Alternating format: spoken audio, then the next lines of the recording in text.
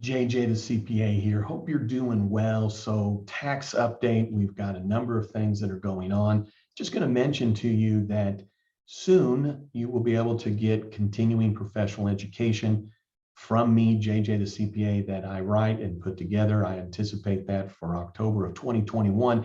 If you're interested in details related to that, in the body of this video is a link to my website specifically about CPE and in essence getting your name on the list. Now, I'm actually going to walk through with you a PowerPoint presentation that if I was at this time accredited, which is just now a formality waiting on the final steps of accreditation to be able to offer continuing professional education in all 50 states virtually.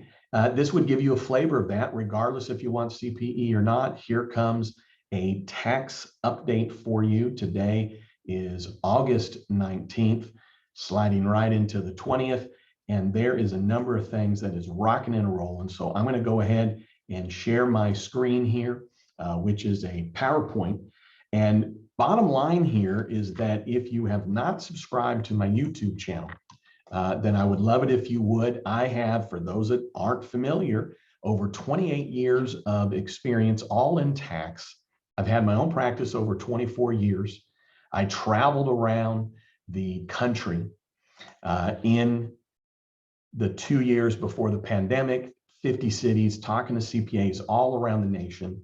During the pandemic, I was providing continuing professional education virtually. Now, all of that was on behalf of one of the greatest CPE providers in the US. But as we move forward, I'll continue to not compete with them because honestly, there'd be no competing with this group. But for those that maybe want something direct from me, this is kind of what you would get a flavor of. I've got 74,000 subscribers. Thank you so much on my YouTube channel, over 4.7 million views, written a couple of books, a member of all the things you would expect a CPA to be a member of. All right, so once we get rolling here, let's see, how do we get, we've got the disclaimer. So if you want to know what this disclaimer is, hit pause right now, and then you can read it. So let's get into the latest update with the tax news. The IRS has come out with guidance, IRS Notice 2021-49, related to the employee retention tax credit. Now, I do want you to note what it says right here in red, which is that Congress may be ending that soon, as in June 30. What does that mean? Well, right now, a bill has passed the Senate, 67 for it. And in this bill that's then being handed to the House, that the House will go through and look at, if you will, in late September when they return. And in this bill, though, that the Senate has passed, it has a provision in there that the employee retention tax credit would end September 30th, 2021, not 12/31, which is what the law is right now. Now, regardless of that, this IRS Notice 2021-49 is addressing what the law is right now, which is we get ERTC for all 4 quarters. Now, I do have a new seminar, an update seminar for those that have taken my first and second ERTC seminar. I've got a third one. I'll put a link in the body of this video where you can sign up for it. If you can't make it to it live, by signing up for it, you will be able to rewatch the video anytime you'd like. And if you can't make the live and you forget about it, no worries. I will have an opportunity where you can get access to the website, et cetera, et cetera, et cetera. I've got a bunch. I'm just going to, just give me a second. I'm giving you a free tax update here. Give me a second on this ERTC seminar. I'm giving you spreadsheets in Excel. I'm giving you examples and flow charts and the links to everything that you would need.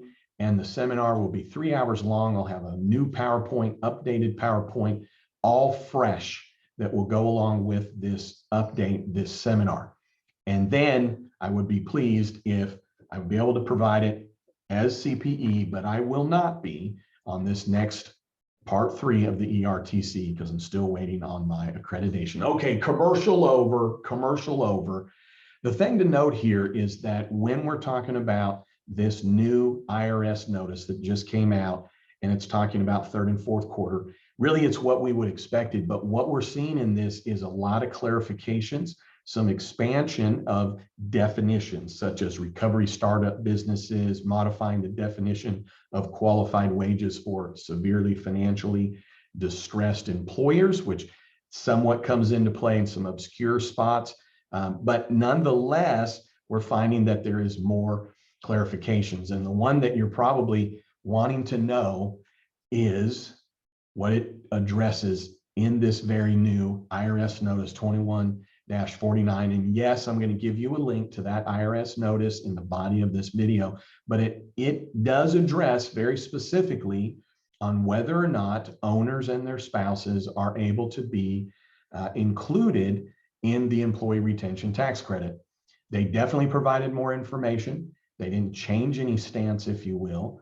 They really did make it clear that family attributions apply, and really for majority owners and their spouses, it really seems as though they're not going to be able to be included when you take into account family attribution rules, not going to be able to be included. So if you have a mom and a dad that own a business, and you have a daughter and a son-in-law that own a business, in the eyes of the law with attribution, each one of them, if you were to look at each or individually, each one of them, because family attribution rules, each of them would own, in essence, for ERTC purposes, 100%.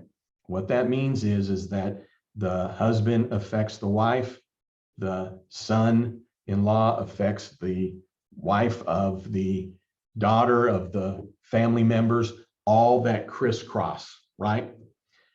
What does that mean? You're going to need to take a look at this. But if you have a husband and a wife that they own a business, they're each 50, they're each not majority. Well, collectively, they're majority, meaning it's 100%. If you look to the spouse or the other spouse, when you take family attribution rules into play, they're seen as either one of them owning more than 50%. And in that example, it would be 100.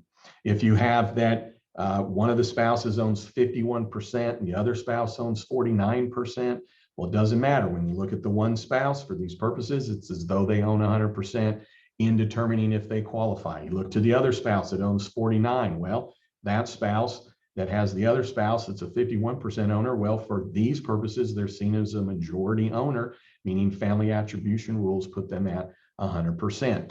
Now, if you have two generations of ownership, in essence, those two generations all collaborate in determining, or all aggregate in determining, are they a majority owner?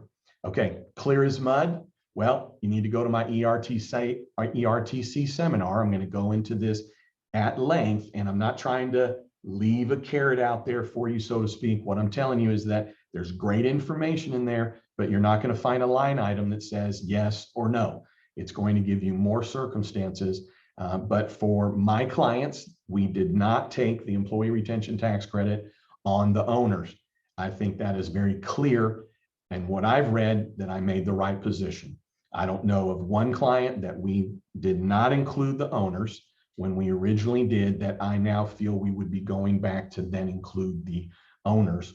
So not saying that I was right, but what I'm saying is I was right in the positions that I took with my clients. I'm not going to have to go back to my clients and now tell them they're going to have to pay back the employee retention tax credit. When we're talking about the further guidance, they also address things related to the Form 941. They're updating the Form 941X. As of this moment, we're still looking at a version that is back in October of 2020, meaning that's the version of the 941X. They're updating it. The Form 7200, they have a new one out there as well. In the seminar, I'll give you links to all that. Of course, you can go to the IRS website and get links to that yourself. They also came out, the IRS did, with a revenue procedure. It's different than a revenue notice. This is a revenue procedure, 2021-33, related to the employee retention tax credit. And what this is doing is clarifying gross receipts for ERTC purposes. When I went through this, I didn't find anything that I didn't already act on, which is PPP loan forgiveness is not included in gross receipts. The economic aid that hits small businesses, whether it's the EIDL grant or any of the Venues Act grants or the restaurant revitalization grant, none of those things are going to be included in gross receipts. The revenue procedure, I do have a link to it. It won't be officially in the internal revenue bulletin until August 23rd, but I am going to give you a link to this revenue procedure where you're able to go through that if you did have additional questions for the gross receipts. IRS is offering flexibility on the work opportunity tax credit, IRS notice 2021-43. Basically, this is giving an employer more time to submit the request of the local agency that would certify that that employee does qualify for this. So it's just giving more time and more clarification there. IRS expands paid leave tax credit to encourage vaccinations.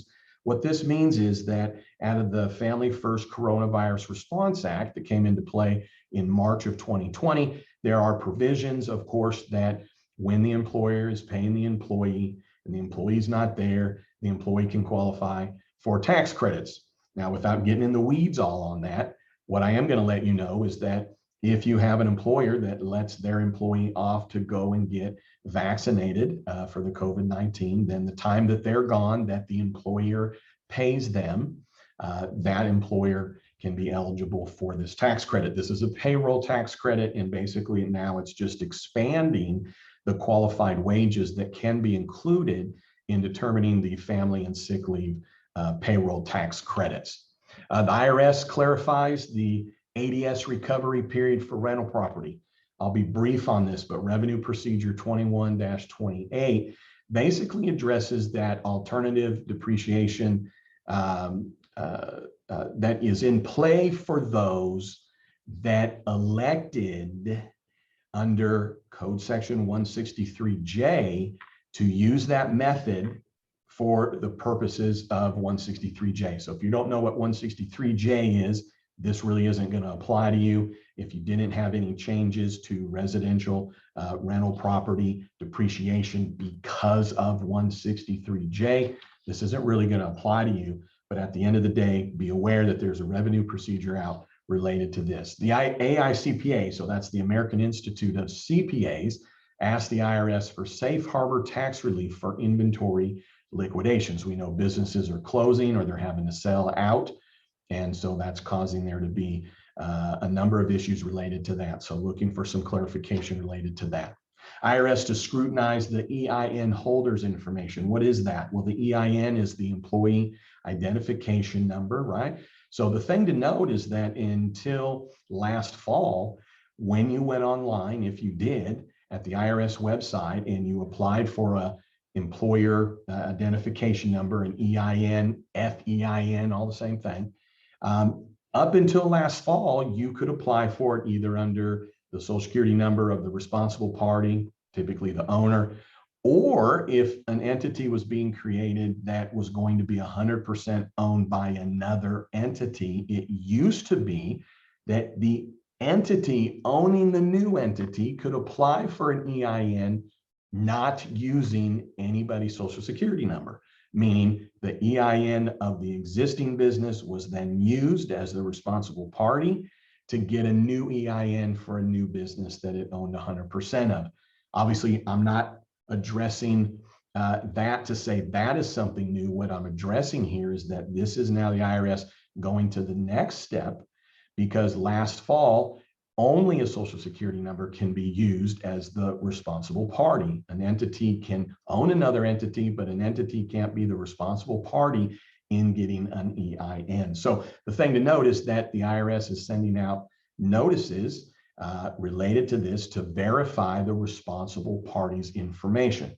So Form 8822B is a change of address or the responsible party in updating that information. So the IRS is ramping up to increase its audits, specifically on small businesses that are flow through is one of the targets for S Corps and partnerships. You shouldn't be worried about it being a target. It's just the wording of it.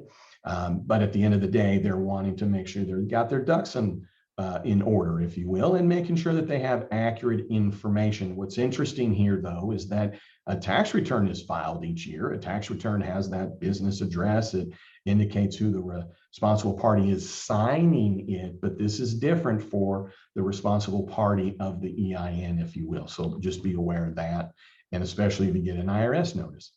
Now, the IRS is proposing new rules, so this is now forecasting when we get into the beginning of 2022. What? Yeah, we're talking about 2022. If you weren't aware, we're in 2021 right now, okay? 2022 is right around the corner. But when we get into 2022 and we start filing the informational returns for 2021, so what we're talking about here is W-2s and the 1099s, 1098s that go along with any of that. They are lowering the threshold that then would require a payer or filer to have to electronically file. So stay tuned for this in the sense that the IRS is indicating here's what those requirements are going to be. So be aware that if you're not electronically filing, you always can, but there's going to be new requirements basically forcing companies to be able to e-file these. Automatic accounting method change procedures update. What are we talking about here? So revenue procedure 2021-34, okay, is a list of the accounting method changes to which there's an automatic change procedure, and it has been updated and further clarified. The thing to note here is that when we're talking about an accounting change, automatic accounting change, this came into play because in 2018, the law changed that for businesses that grossed less than 25 million over a 3-year prior average of gross receipts, they then could elect to be on cash basis. They could elect out of tracking inventory. They could elect to not have the percentage of completion used in determining revenue and deductions.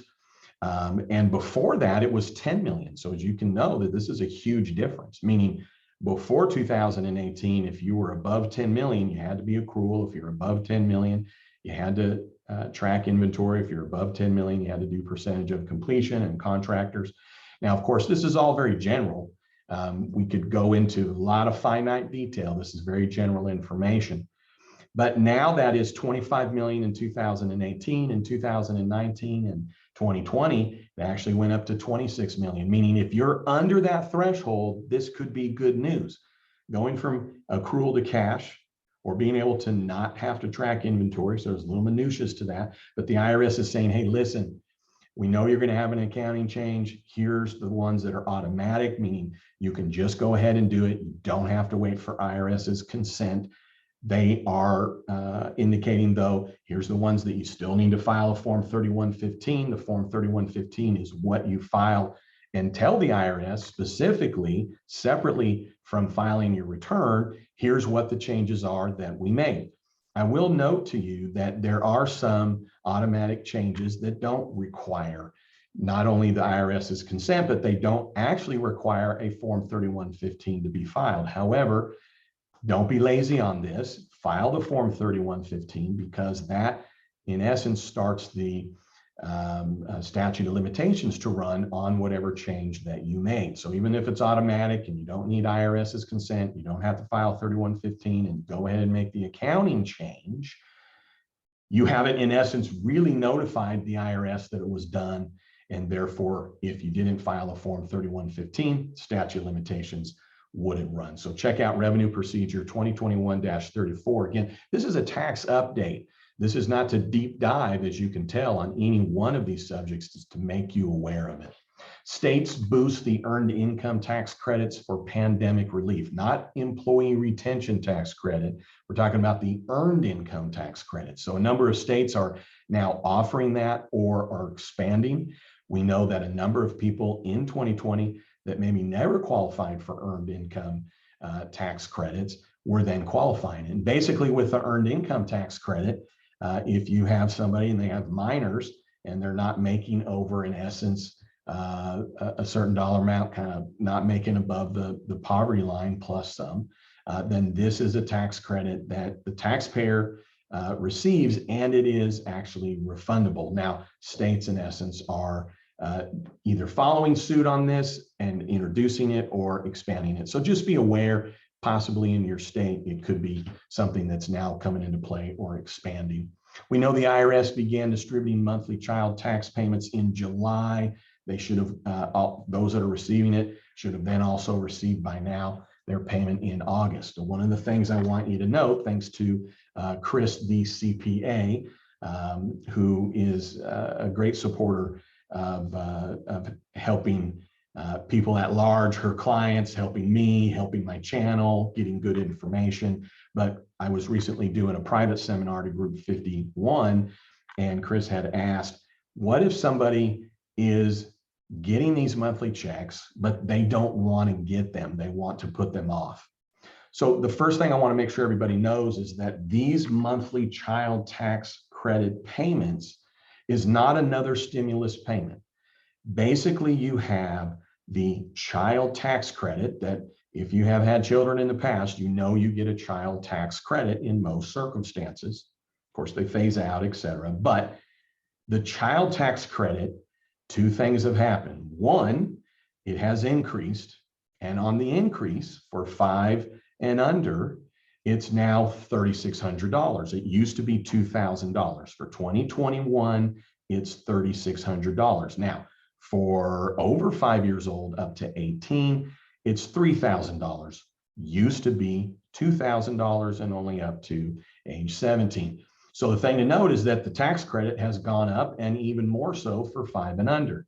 The second thing that's happened with the child tax credit is that the IRS is sending this credit out in advance. So the thing to note is that if you go to file your 2021 tax return, you have a child that is age 3, you get a $3,600 child tax credit. However, if you received the payments for July through December, you would have received 6 payments. You would have received $300 a month. You would have then received $1,800. So on your tax return for 2021, you would show that you have a $3,600 tax credit, but you already received $1,800 of it. So the net amount that then is used to offset your tax on your tax return would be the difference, which is also $1,800 in this example. So with Chris, she had said, hey, listen, there are those that are automatically getting this. They don't really want it because they'd rather just get the credit on their tax return. Now, there could be those that qualified for the child tax credit because their tax was down or their income was down in a prior year, but if their income's back up, they may not qualify for that credit, or they may not qualify for the child tax credit because of divorce and every other year. There could be a number of reasons that you would not want your client or for you to receive this in advance and just experience it on the tax return. So by August 30th, okay, by August 30th, 9 p.m. Eastern, you can go onto the IRS website, just go into the monthly child tax credits, bigger in Texas, right there on the irs.gov website, and you can go to the portal related to this, go in and opt out. So it's a one-time only. Now, if you haven't filed your return, you're not getting these dollars, and then you file your return after August 30th, you're either going to get those because the IRS is going to automatically send them, or if your income's too high, you may not. Bottom line is you have a choice to opt out through April 30. You file your return after April 30 and they start sending you the payments, then you'll just be stuck with getting the advance payments. None of this is bad news. None of this is a negative. None of this is, well, wait a second, I'm not getting my full tax credit on my tax return for 2021. No, you aren't, because you got it in advance, if you will. So you're still getting your $3,600 in that example I gave you. It's just that you got some of it literally as a check throughout 2021, and then it's going to reduce down whatever your tax credit is in terms of the realized amount when you file your 2021 tax return. If you're going, I tell you what, on the IRS website, they've got a ton of information that you can walk through, portals to check on your own. The IRS opens Tax Pro accounts. They already have online accounts for individuals, but for tax pros, they can set up now an account that allows them for individual activities only, but to file a power of attorney and also the tax information authorization. So tax pros out there, get that set up. It's definitely going to make things easier, at least related to this.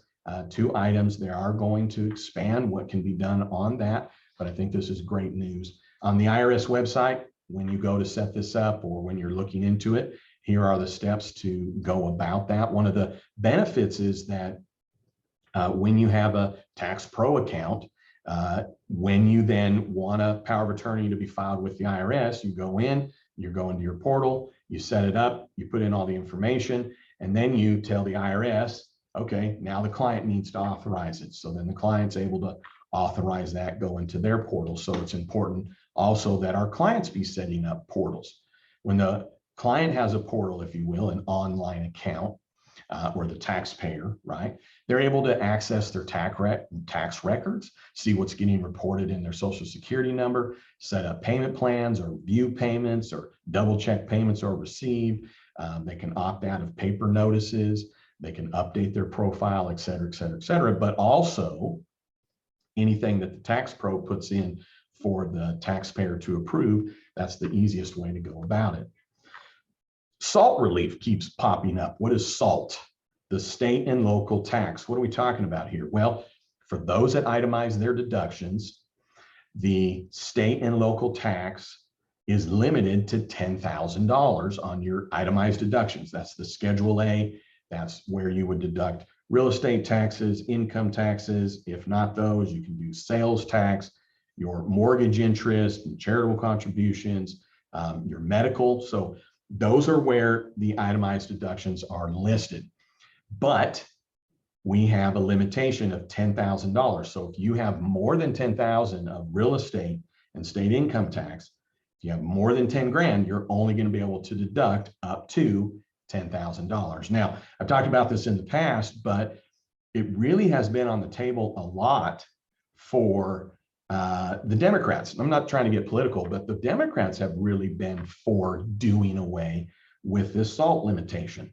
Now, by doing away with the limitation, obviously it helps those that pay high state taxes, which usually if someone's paying high state taxes, they're probably making a lot of money. So this is something that helps, in essence, the rich, if you will. However, when you look at the states that have a state income tax, a lot of them are states that have Democratic representation in Congress. Now, Oklahoma, where I'm at, okay, we're represented by Republicans in the House and the Senate, all of them. And we have a state income tax. So it's not that way across the board, but nonetheless, those representing the states that have a state income tax, a lot of them being Democrats, have been for this. Why is that important? Why am I using the word Democrat? Why am I talking about this? Because I'm not trying to be political. But we know now that the Democrats have basically that opportunity in the Senate to be able to pass what they need to if something doesn't require, in essence, a supermajority. So if the Democrats are for something like this, then it becomes a little bit more of a reality of happening. Now, those states that did a workaround, I don't want to get in the weeds on this, so you know if your state had a workaround, or if you have a business and all of a sudden you started paying tax on the net income of your business at the state level and you never had done that before on your S Corp or your partnership, you want to get with your tax advisor right away and make sure they're, and I'm sure they are, but make sure that they are really trying to determine if there's going to be the SALT limitation do away. Is there something you need to change in terms of how you're allowing your entity, your business, to be taxed at the state level? It's a very complex issue. Most likely, if you elected to do this, or you're in a state that did it, it was big news in the last 36 months, you're probably going to be aware of it. If you're unsure, then just check with your tax advisor. IRS offers guidance on troubled pension plans, IRS Notice 2021-38. So unfortunately, we know with everything that's been going on, pension plans have suffered. And we know that when you hear pension plan, that's kind of an old school term. Those would be companies that have been around a long time. And a lot of times these pension plans are with those that have worked with unions and things to that effect. And so with that being said, there are these troubled pension plans that are getting a boost, if you will. And so the IRS has put together IRS Notice 21-38 addressing that. So if you have clients that are participating in a pension plan, and I don't mean like currently deducting and putting money in, probably more for your retirees that they've retired or they're getting ready to retire, they find themselves without benefits or drastically reduced benefits, check this out here. Pandemic relief extended for donated vacation. Very interesting here. So IRS notice 2021-42 here basically is indicating here that an employee that has sick and vacation time, paid time off that they haven't taken advantage of, right? So they could take 10 days off for vacation, but they haven't. This allows that employee to say, hey, employer, I tell you what, instead of paying me to be gone, I'm just not going to be gone. I'm going to keep working. And then instead of paying me out my vacation or sick or paid time off, I want you to take that, convert it into dollars, and then I want you to donate it to charity. Now, with that being said, the employer would need to agree to it. The employer doesn't necessarily have to donate it to the charity that the employee wants.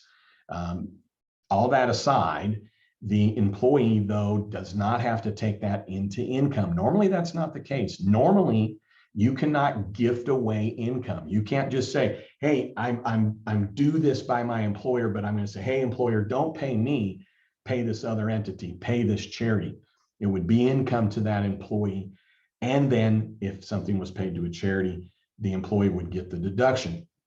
Here is a great thing, though, is that it's not compensation to the employee, but then the employee doesn't get to deduct whatever is given to charity. It's probably a win from the standpoint that now 90% of Americans no longer itemize their deductions because the standard deduction was increased as high as it is. So there's a lot of employees that if they took that vacation time into their pay, meaning they didn't take time off, but they say, hey, you know what, go ahead and convert that to compensation. And then I promise I'm going to give that to charity. So if that's how that worked, the employee would have to take that into income. Of course, they would pay tax on that, and then they could give it to charity. But if they're not itemizing their deductions, they may not at all experience on Schedule A any kind of benefit for that charitable contribution. Now, we do know in 2021 that up to $300 of charitable contribution can be deducted directly on Form 1040, even if you don't itemize your deductions. So for married filing jointly, that's up to $600 in 2021. But at the end of the day, it really does benefit the employee that they do not take that into compensation. They don't have to pay Social Security and Medicare tax. The employer does not then view that as compensation to the employee. So the employer does not have to pay employer Social Security and Medicare tax on it. They then convert that to cash. And then when they donate it, it's just considered a charitable contribution to the business, or in essence, a business expense if it's a sponsorship. So IRS Notice 2021-42, and then IRS Notice 2020-46. So last year also provides more details for employers with leave-based donation programs. So the nut on this is if that happens, it's not comp to the employee, but the employee doesn't get the benefit of the charitable contribution. Employee still wins out of that. The employer wins because they're going to still spend the same money, okay? But they don't have to pay payroll tax on that at the employer level, and they're going to still get that deduction. One thing I'll note to you, though, related to this, I went back a slide here, is that with the employee retention tax credit, now this would be really in the most extreme circumstances, but keep in mind, if this were to occur, that sick and vacation and personal leave is converted from that to cash that's then donated. That's no longer compensation. Therefore, that amount of dollars would not be anything that could be used for PPP forgiveness or for ERTC or any other employee related tax credit, because once it's converted, it's no longer considered compensation or wages. A new bill would simplify tax payment deadlines. Now, I'll tell you this, I've been practicing for over 28 years. And this is something that's on a wish list for most tax preparers. Now, over my career, I've seen things made easier related to deadlines moving and making it easier in terms of when to file, lining up deadlines for businesses, and doing away with second extensions. I'm now aging myself. dating myself, if you will. But the thing is that when you're looking at estimated taxes for individuals, so estimated quarterly taxes, this would be for those that are going to owe more than $1,000 when they file a return. So then the IRS says, well, you've got to pay in your taxes evenly throughout the year. Estimated tax payments right now are due April 15th, June 15th, September 15th, and January 15th for 2021. And that's how it's been for the longest time, except of course, we know with the pandemics, there were some changes to that. Absent that, those are the normal dates. What has been put into play here. Now, let's be clear, this is not the case. This has not been put into law. This is not the due dates, but it's being proposed. Now, the IRS could do these, but there's a bill now, so it's becoming a little bit more serious. And what it would be is that the estimated quarterly tax payments that would be due would be really following the natural order of a calendar quarter. So April 15th, yep, that's after first quarter. But currently June 15th, well, that's during the second quarter. September 15th, it's during the third quarter. So you can see the dates would shift.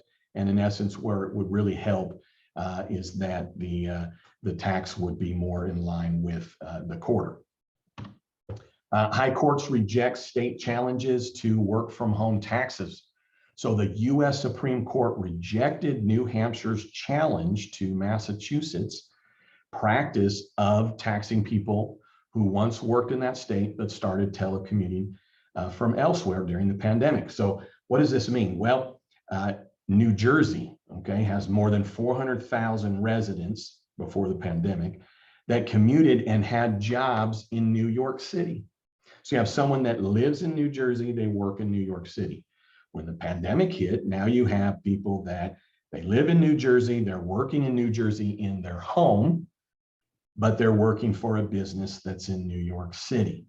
So this then created a situation where the states are going, hey, hang on a second. Hey, business that's in New York, you now have employees working in New Jersey in this example, or with New Hampshire and Massachusetts. And therefore the states are saying, hey, we should be now getting tax related to that, income allocated over here. So what's interesting is that the Supreme Court didn't give any reason. They just said, we're not going to hear it, we're rejecting it. So if you have clients or if you are telecommuting and you're now working from home, but it's in a different state than where you used to commute to, be aware of this, check it out. This is a complicated issue. Not going to deep dive into this, but you should be aware of this. You should be aware that I live in this state and I used to work in another state. Now I'm working at home. You should be aware if your business has multiple locations and things have changed in terms of where the actual work is being done. IRS has issued nearly 4 million refunds on the unemployment compensation. Okay, so they sent another round of this. What are we talking about here? Well, we know that in March, the law was changed for 2020 only, that up to $10,200 of unemployment compensation per person is not taxable. Now, the AGI has to be less than 150,000 regardless of filing status. But if it's lower than the 150,000, then up to 10,200 of unemployment compensation is not taxable. But there were those that had already filed their return. So the IRS said, hey, don't worry about amending your return. We'll send you a refund. We'll know that you reported the unemployment. We'll know if you needed to or not. And we're just going to send you a refund for the amount of the tax that you paid on that unemployment benefits, up to $10,200 per person. So that'd be $20,400 married filing jointly if they had AGI below 150. But here's the thing, here's the thing. Okay, if this was you and you got that refund check, and or you have clients that this has occurred, and you may not even have been totally aware of it potentially until they get the check and or when you go to do next year's tax return. But with that being said, here's what I want you to remember, and here's what's being addressed here, is that there are certain credits that get phased out based on income. There are there is the calculation on the 2020 return related to, did you get enough of your stimulus, number one and number two? So on the 2020 return, you go, well, here's the stimulus checks that I got round one and round two. And on your 2020 return, it's in essence a new calculation, or not a new calculation, but it's calculated to go, well, what should you have received? And if you didn't receive enough, you got more. Now, if you somehow got more than you should have, you don't have to pay it back. But hear me on this. For those that didn't have to pay tax on the unemployment compensation, but had already reflected that on the return, so they did pay tax on it, but that affected their income. So when they filed, they included their unemployment compensation.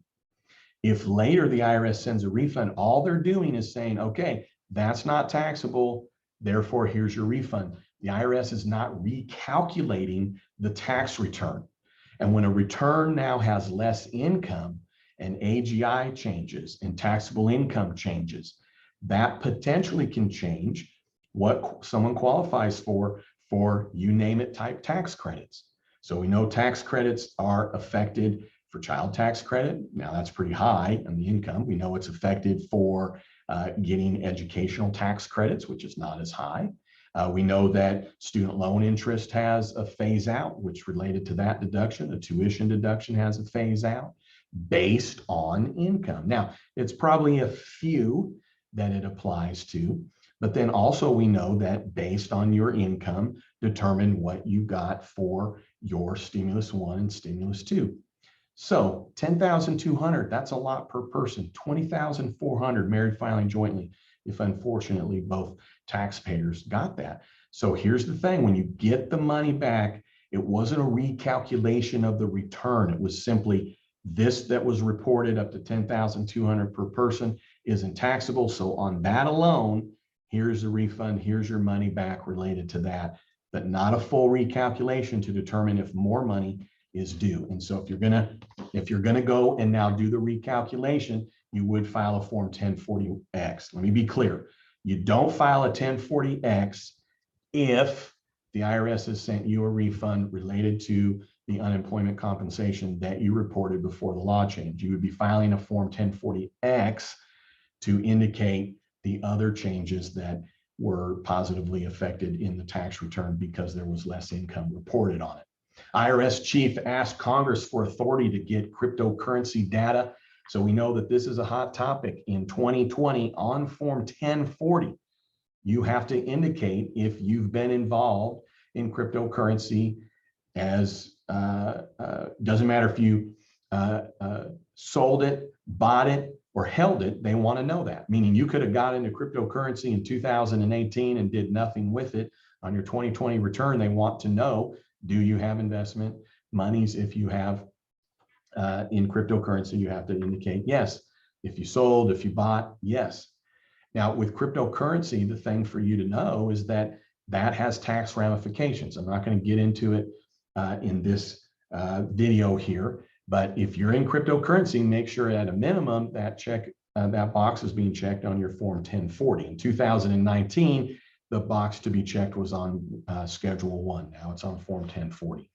All right, well, this is a seminar. I did present this to Group 51, and I do tax updates with Group 51. Now, the seminar I do with Group 51 was well over 2.5 hours. I went through a lot more information related to insurance and real estate tax and looking at tax estimates and all that good stuff.